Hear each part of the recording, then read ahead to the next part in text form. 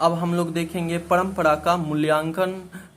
का मूल्यांकन। इसका प्रश्न उत्तर। यदि आप लोगों को मेरा वीडियो अच्छा लगे तो सब्सक्राइब अवश्य कीजिएगा। परंपरा का मूल्यांकन का पहला प्रश्न है जो कि 2014, 15 और 16 में पूछा हुआ है। परंपरा का ज्ञान किसके लिए सबसे ज्यादा आवश्यक है और क्यों? इसका आंसर है, कोई भी प्रश्न का आंसर देने से पहले हम लेखक परिचय अवश्य लिखेंगे। तो हिंदी आलोचना को वैज्ञानिक दृष्टि प्रदान करने वाले लेखक रामविलास शर्मा की एक सफल रचना परंपरा का मूल्यांकन है। परंपरा का ज्ञान उसके लिए आवश्यक है जो लोग साहित्य में युग परिवर्तन करना चाहते हैं, जो लकीर के फकीर नहीं हैं और रूढ़ियां तोड़कर क्रांतिकारी साहित्य की रचना करना चाहते हैं। उसके लिए साहित्य की परंपरा का ज्ञान जरूरी है। ऐसा इसलिए है कि साहित्य की परंपरा के ज्ञान से ही प्रगतिवादी दृष्टिकोण विकसित होता है और परिवर्तन मूलक साहित्य का जन्म होता है। दूसरा क्वेश्चन कहता है परंपरा के मूल्यांकन में साहित्य के वर्गीय आधार का विवेक लेखक क्यों महत्वपूर्ण मानता है? तो दूसरा का आंसर है यहाँ, पुराने साहित्य में वर्ग हित कम ही दिखाई देते हैं क्योंकि साहित्य रचना संपत्तिशाली वर्ग के संरक्षण में हुआ। साहित्य की परंपरा का मूल्यांकन श्रमिकों के हितों के लिए उपयोग के आधार पर होना चाहिए। इसलिए लेखक साहित्य के वर्गीय आधार का विवेक महत्वपूर्ण मानता है। तीसरा प्रश्न है जो कि 2011 में पूछा है, साहित्य का कौन सा पक्ष अपेक्षाकृत अस्थायी होता है? इस संबंध में लेखक की राय स्पष्ट करे। तो ये तीसरा है। तीसरा का आंसर हम लोग देखेंगे यहाँ पर। तीसरा कहता है मनुष्य का इंद्रिय बोध, उसकी भावनाएं साहित्य में अपेक्षाकृत अस्थायी होता है। इस संबंध में लेखक की राय है कि आर्थिक जीवन के अलावा मनुष्य के प्राणी के रूप में भी जीवन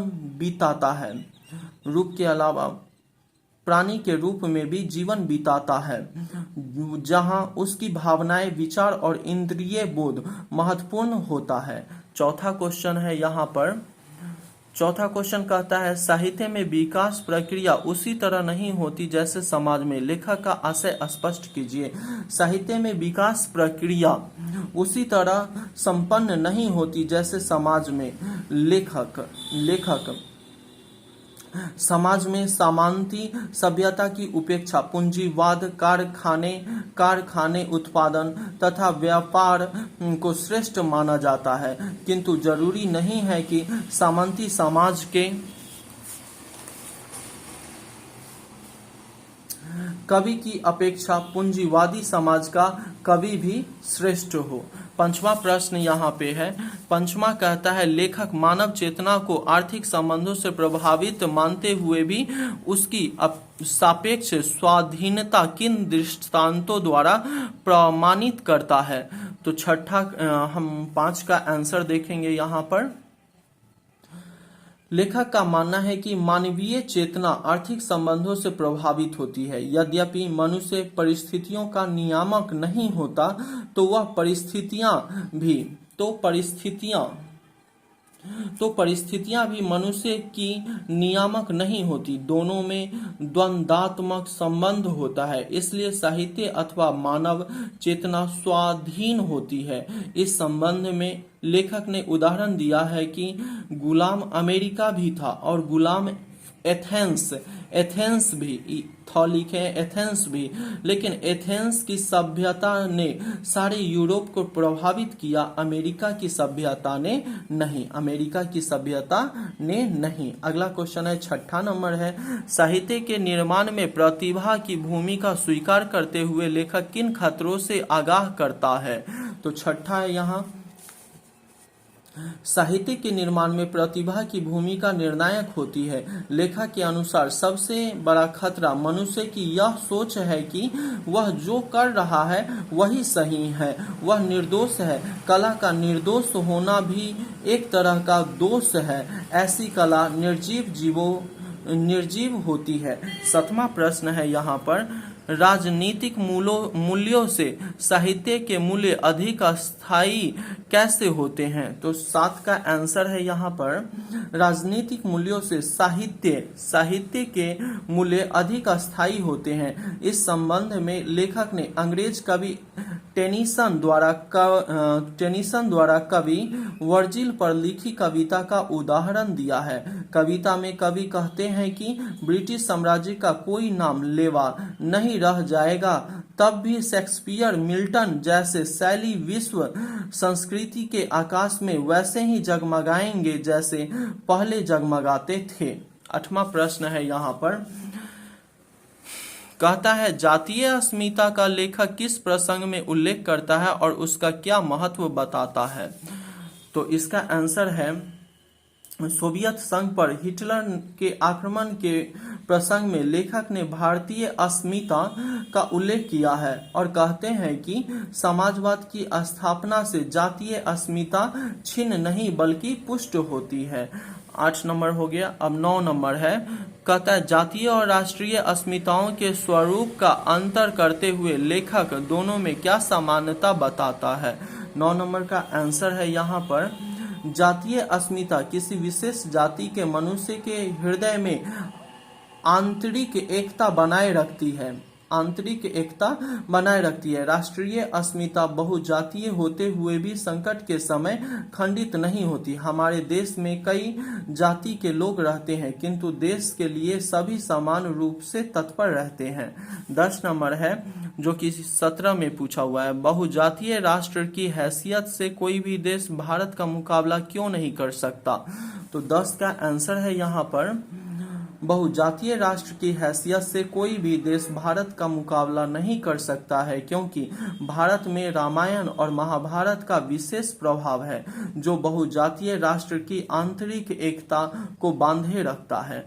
11 नंबर क्वेश्चन है, भारत की बहुजातीयता मुख्यतः संस्कृति और इतिहास की देन है, कैसे? तो 11 का आंसर हम देखेंगे, भारतीय सामाजिक विकास में व्यास और वाल्मीकि जैसे कवियों की विशेष भूमिका रही है।